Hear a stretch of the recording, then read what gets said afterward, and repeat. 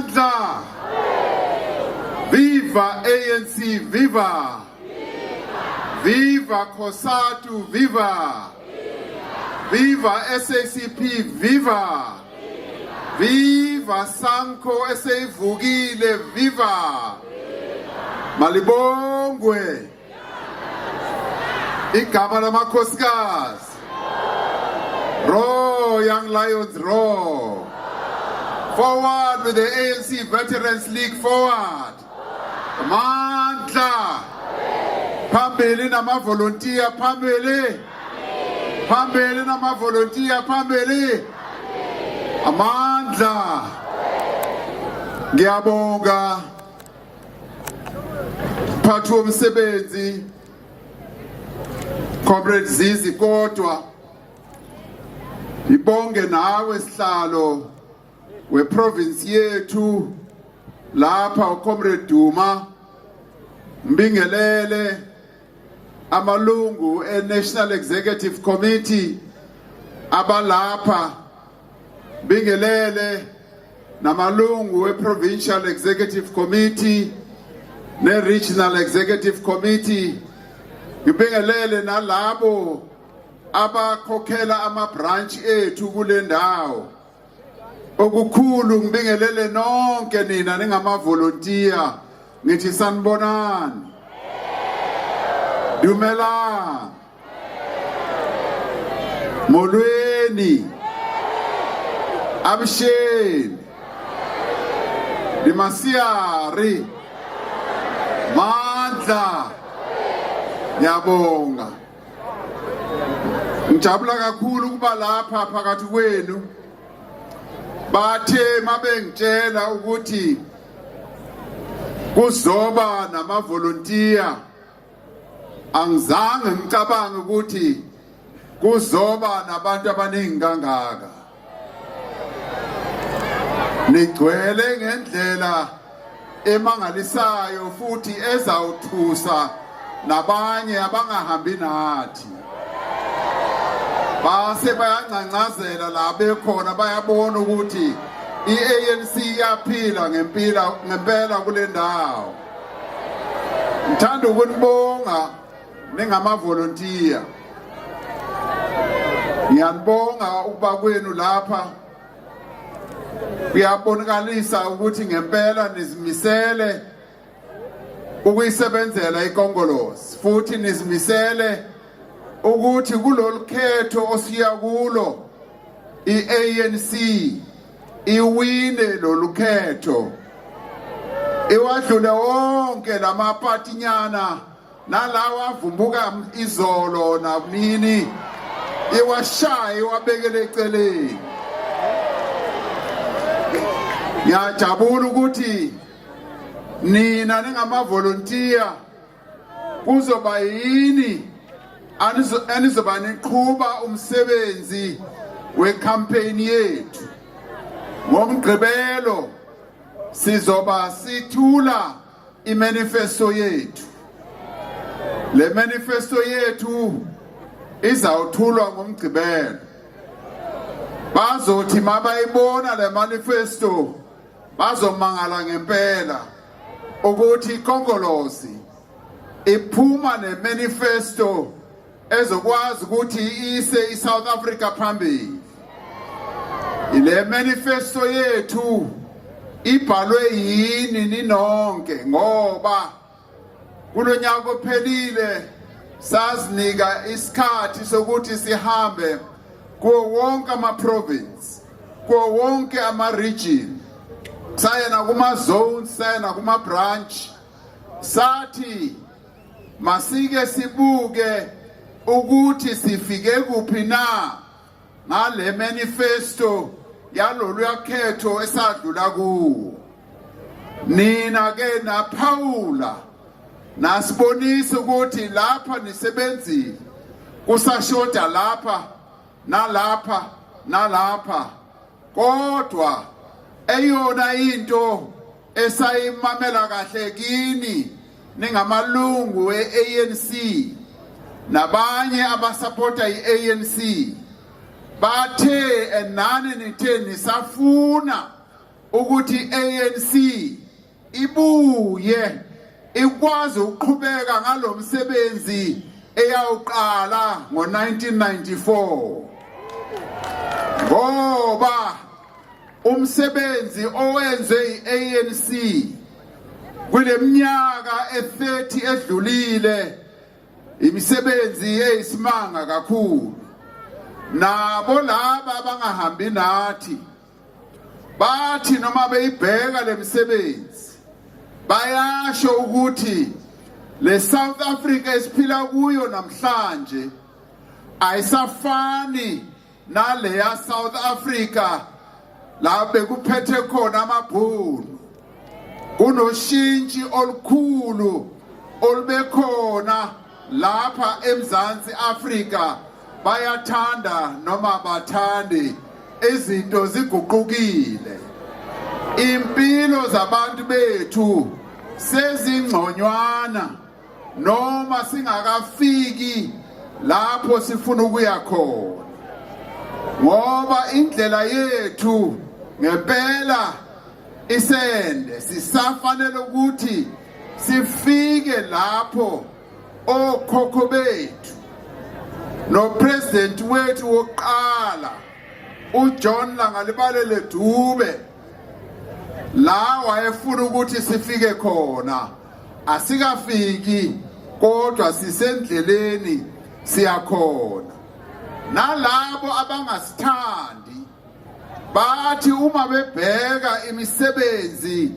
eyenze uANC bayasho nabo ukuthi nokha ngempela iANC isebenzile noma kunobunzima noma kunezinto esifanele ukuthi sizenze kodwa ukongolosi usebenzile sathi masingena embusweni ubaba uMandela wazwa ukuthi abantu abadala upension bawuthola mhlawumbe once every 2 months nakhona bawuthola ihalf yaletholwa yilabelungu wavele wathi upension uzawulingana kubo bonke abantu namhlanje ogogo bathola upension every month nakhona bathola o2000 themba ukuthi uma uminister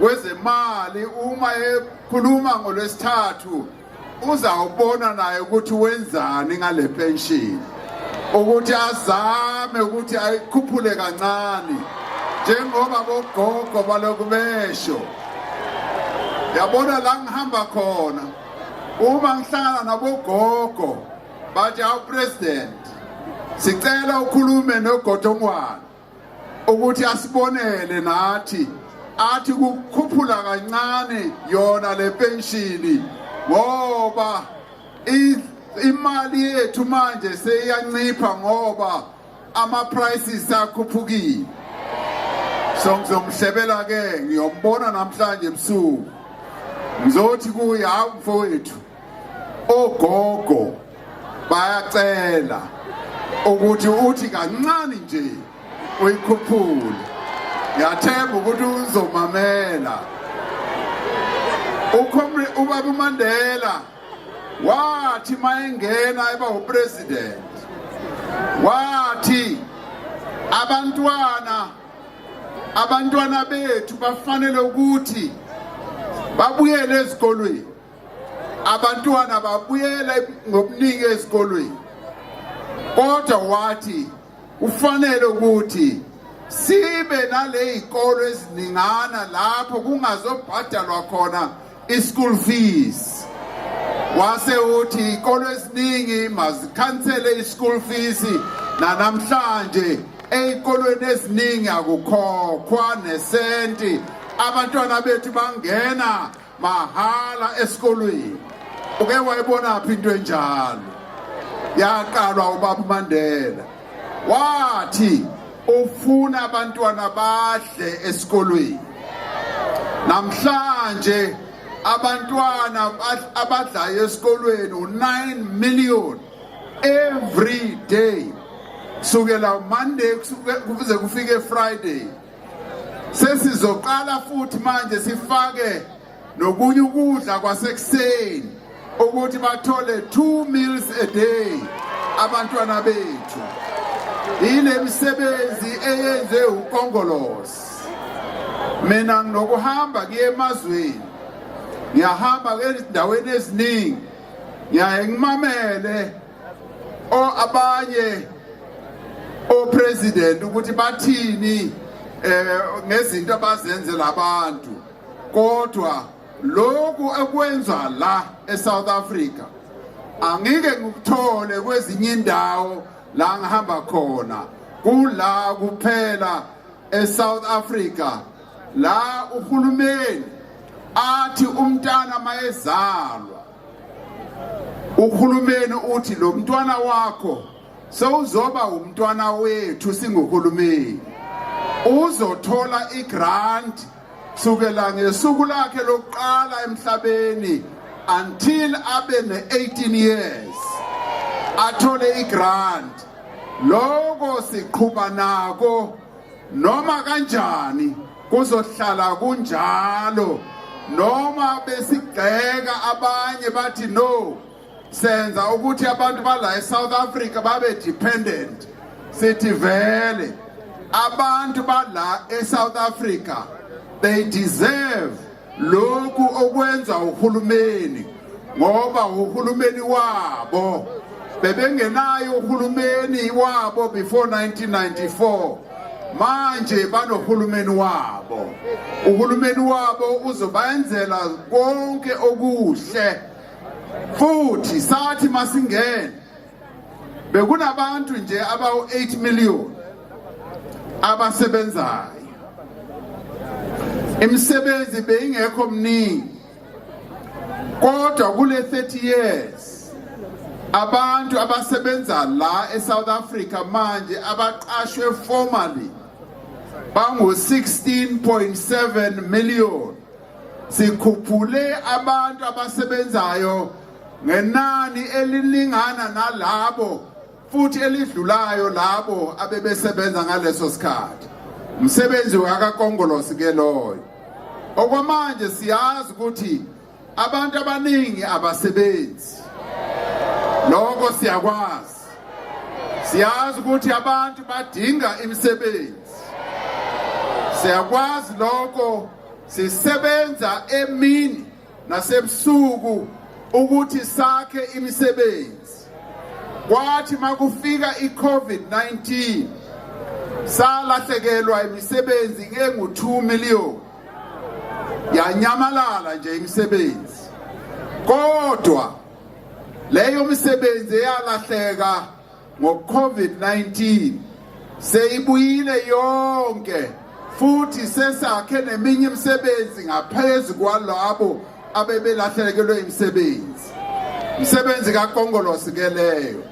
Sithi nakulabo abangakayitholi imisebenzi. Imisebenzi sizoyakha, sizokhuluma ngakho ngomgqibelo masithula imanifesto yethu. Ukuthi imisebenzi sizoyakha kanjani na?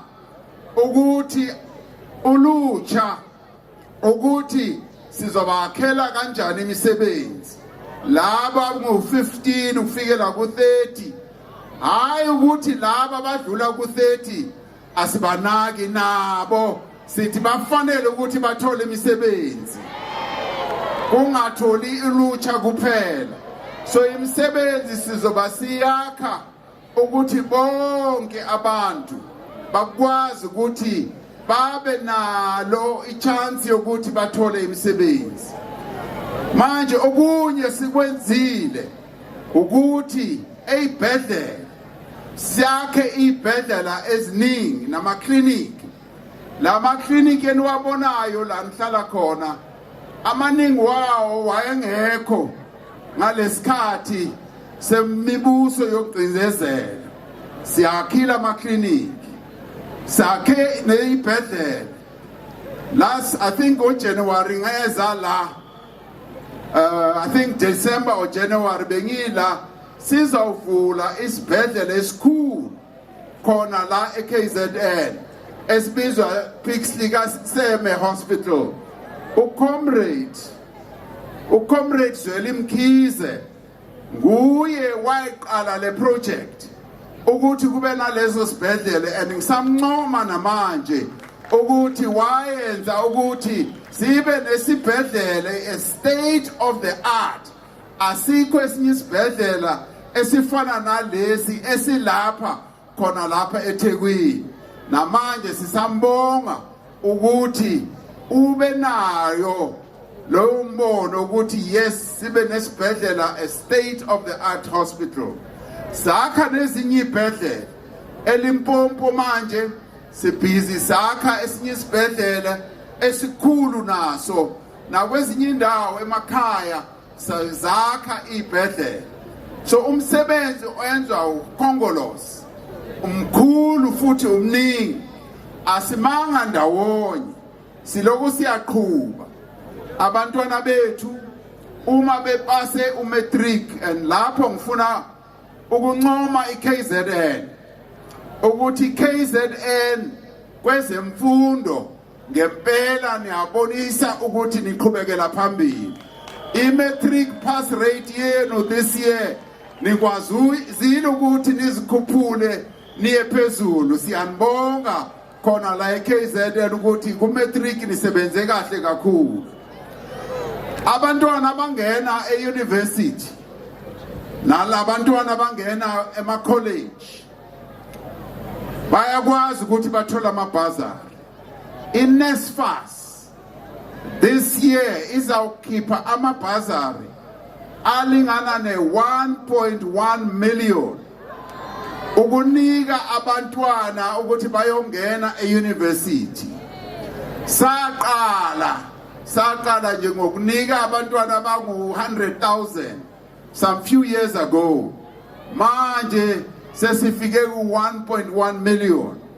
Batholani kuleyo bazari? Bathola imali yokungena isikole, i-tuition, bathola iy'ncwadi, bathola imali ye-transport, bathola imali yalapho bahlala khona, baphinde bathole nemali yokudla.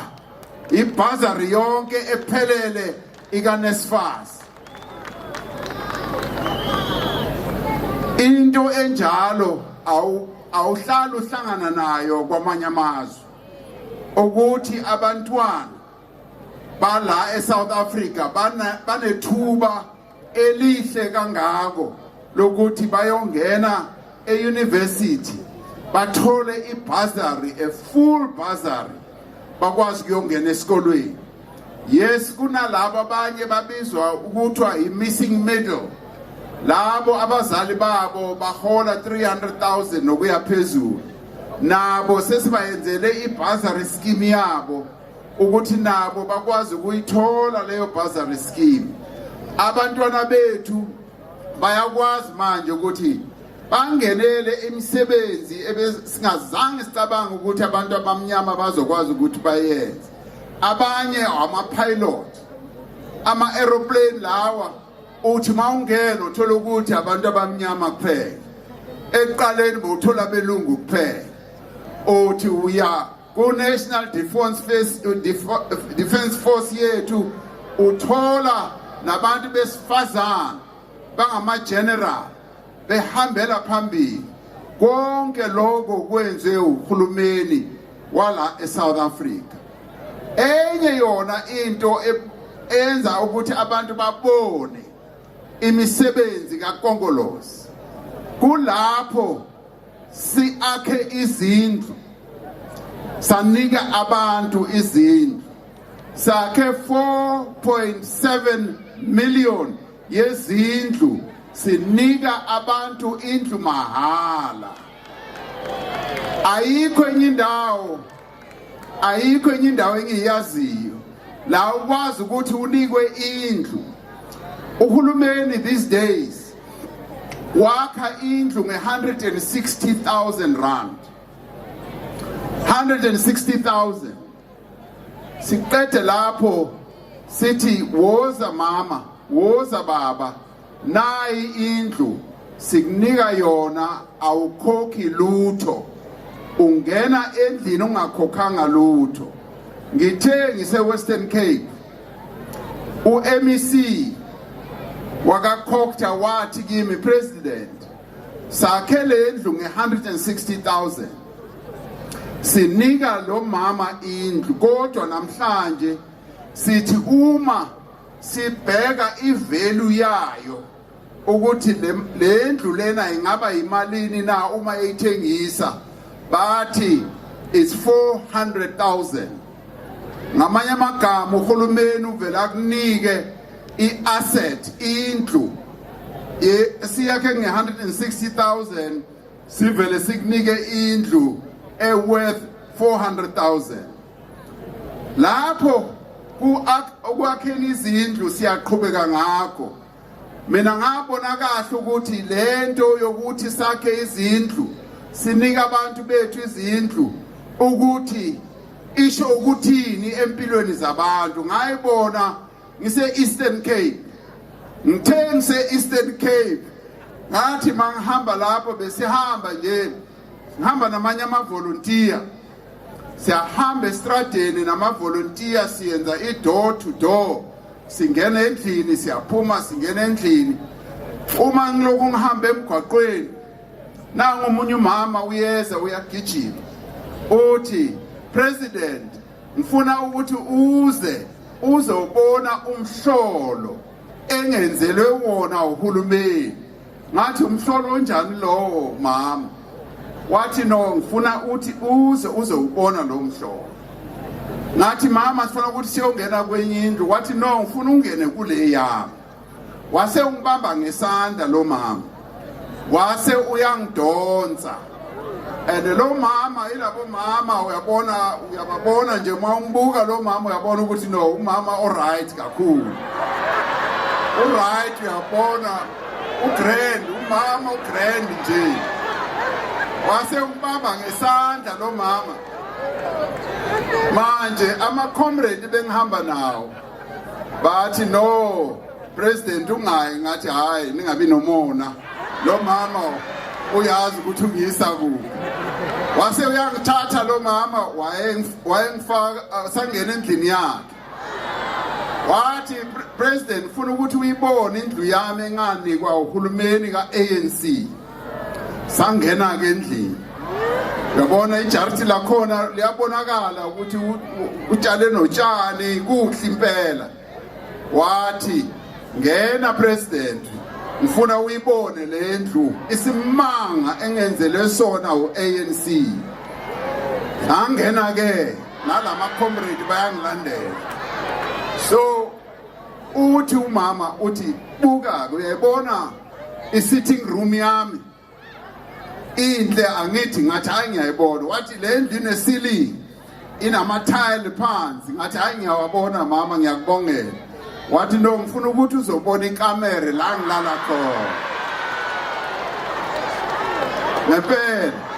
So lama comrade engihamba nawo bathi hayi president awukwazi ukuthi uyongena ekamereni.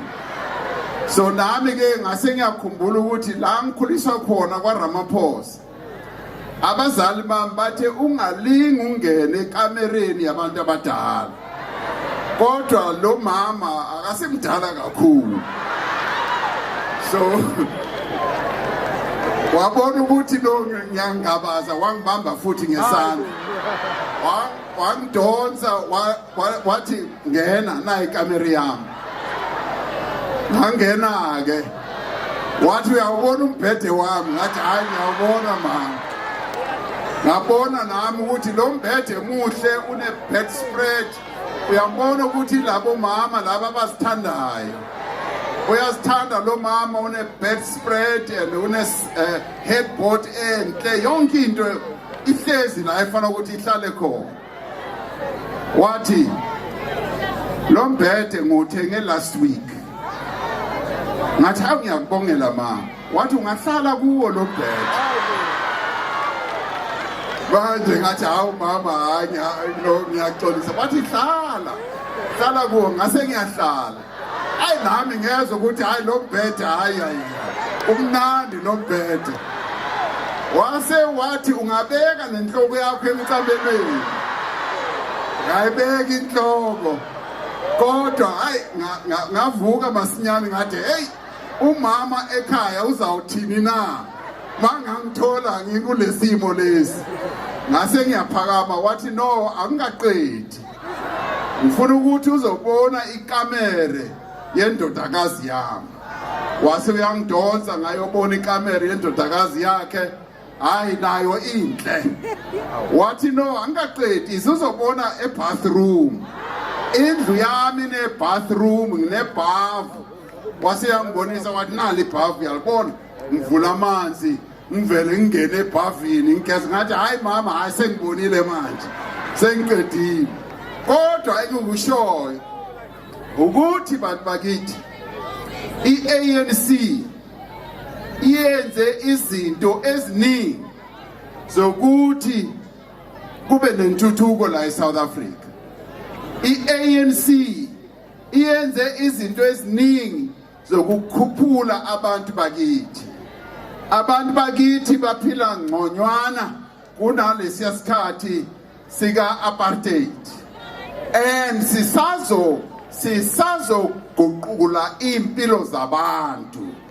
Bayathanda noma bathandi sisazokwenza lokho ngoba sinemibono sinamaplan siyayibona indlela esifala ukuthi sihambe kuyo ukuya phambili sizokhuluma ngakho konke lokho ngomgcibelo uma sithula imanifesto yethu so nina ke ma comrades njengama volunteer ka ANC kubalekile ukuthi singama volunteer sikwazi ukuchaza kahle le manifesto enizoyibona ngomgqibelo nikwazi ukuyichaza kahle uma senza i-door to door ngoba umsebenzi wethu uma siya ekhethweni kufanele ukuthi kube umsebenzi esizowenza ngokuzimisela sikwazi ukuthi sicacise yonke into kahle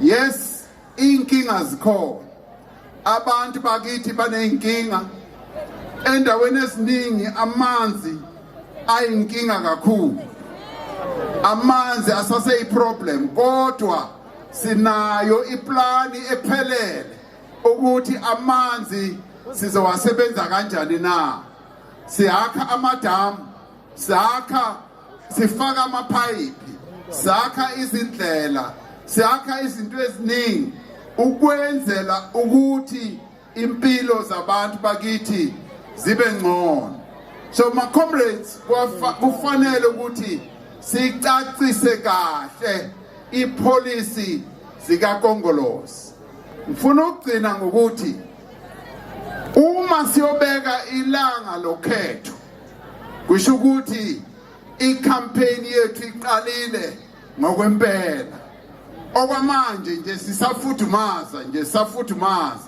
izoqala ngokwempela once sesibeke ilanga lokuthi ukhetho luzoba nini na ngifuna ukugcina ke ngokuthi njengoba ngibona amaflag alama comrades aphethe amaflag asePalestine amaflag asePalestine sithi thina singumzansi Afrika sime nabantu basePalestina ababulawayo lapha eGaza siloko sibona ama TV ukuthi kubulawa abantu ePalestine sithi abantu basePalestine sihamba nani sihamba nabo sizohamba nabo ngaso sonke isikhathi njengoba uTata Mandela wasifundisa wathi inkululeko yethu ngeke ize iphelele kusifikela laba abantu basePalestine nabo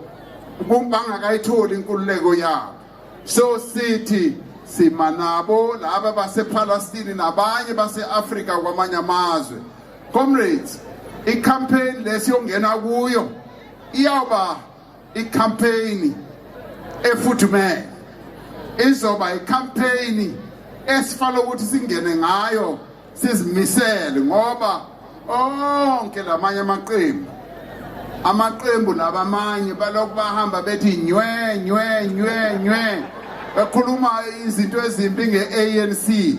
ZN izawuphatha futhi nationally nakuwo wonke ama-province. Nase-Western Cape, sethi nale DA ephethe i-Western Cape, basop ngoba sesendleleni sizoyihuqa leyo Western Cape ezandleni zenu. So comrades, i-campaign yethu seyiyafudumala manje. Iyabonakala ukuthi i-ANC ngempela iyaphila. Ngibonga kakhulu ukuthi nina as volunteers nenza ukuthi i-ANC ibonakale. I-ANC iphile and i-ANC ibe nezwi izwakale kahle. So ngifuna ukuthi ama-branch wenu lapho ema-branchini comrades, that is where we are going to win the election. If i-branch yenu ingaphili, then asizokwazi kunqoba. Sizanqoba uma ama-branch wenu ephila kahle, ama-branch wenu abonakalisa kahle ukuthi asebenza nomphakathi. So ngomgqibelo ke sithi masambeni ngobuningi bethu siyogcwalisa iMoses Mabhida.